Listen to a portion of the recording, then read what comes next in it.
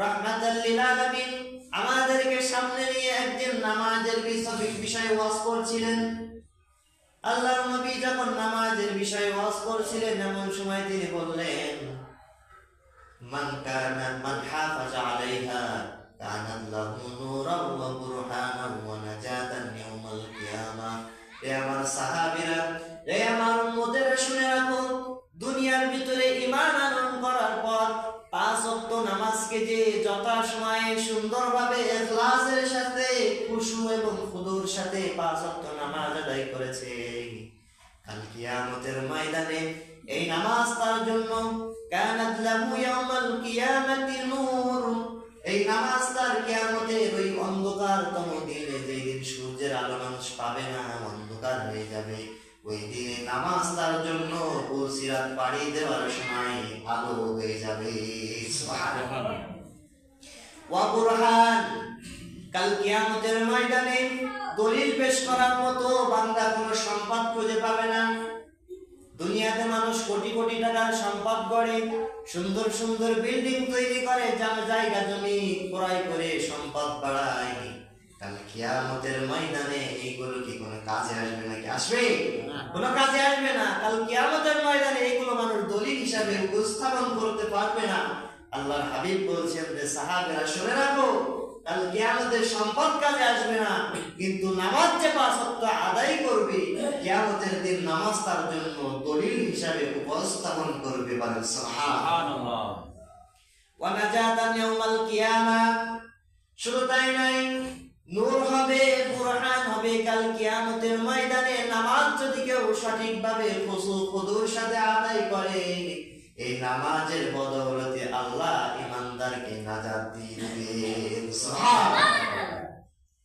তাহলে এই নামাজের বিনিময়ে জান্নাত পর্যন্ত আপনি যেতে পারবেন। শুধু তাই না, কিন্তু এই হাদিসের শেষে আল্লাহ হাবিব বলছেন, ওয়ামান লাম ইউহাফিজ আলাইহা, সাহাবীরা সতর্ক থাকো, উম্মতদেরকে সতর্ক করবে, নামাজ যে ব্যক্তি দুনিয়ার ভিতরে আদায় করবে না, নামাজের ব্যাপারে যে ব্যক্তি গাফেল হয়ে যাবে, লাম ইয়াকুল লাহু নূরান ওয়ালা বুরহানান ওয়ালা নাজাতান ইয়াউমাল কিয়ামাহ, নামাজের ব্যাপারে যদি কেউ ধরা খেয়ে যায়, গাফেল হয়ে যায়, কাল কিয়ামতের ময়দানে আমার সেই উম্মত, তার জন্য নূর থাকবে না, তার জন্য দলিল থাকবে না, তার জন্য নাজাতের কোনো ওসিলা থাকবে না।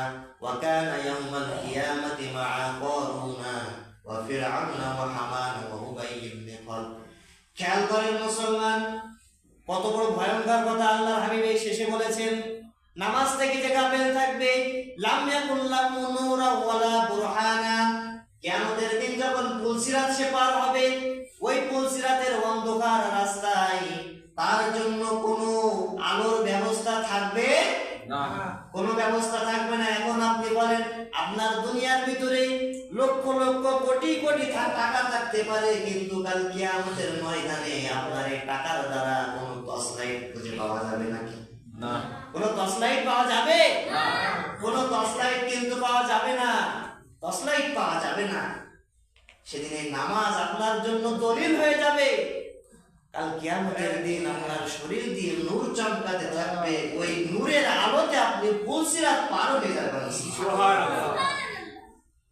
ওয়ালা বুরহানা, যে সম্পদ আপনি দুনিয়ায় করছেন, নামাজ থেকে গাফেল হয়ে যে সম্পদের পিছনে মুমিন ছুটছো, কাল কিয়ামতের ময়দানে এই সম্পদ কি আল্লাহর সামনে আপনি উপস্থাপন করতে পারবে? পারা যাবে না। ওয়ালা নাজাতান ইয়াউমাল কিয়ামাহ, নামাজ থেকে যে গাফেল হবে, কাল কিয়ামতের ময়দানে নাজাত পাওয়া যাবে না।